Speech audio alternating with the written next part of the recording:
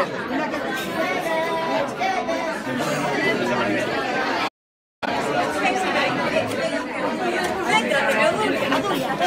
llegar al hospital, lo primero que se ve es el personal en huelga,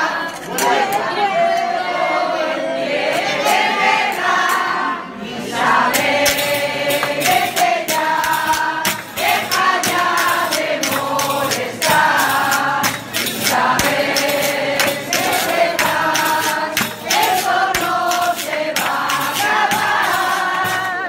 Muchos años esperando, aumento de personal.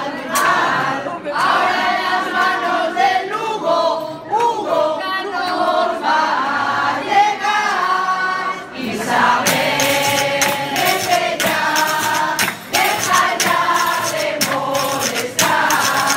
Y saber esto no se va a acabar. Con Isabel en la gestión.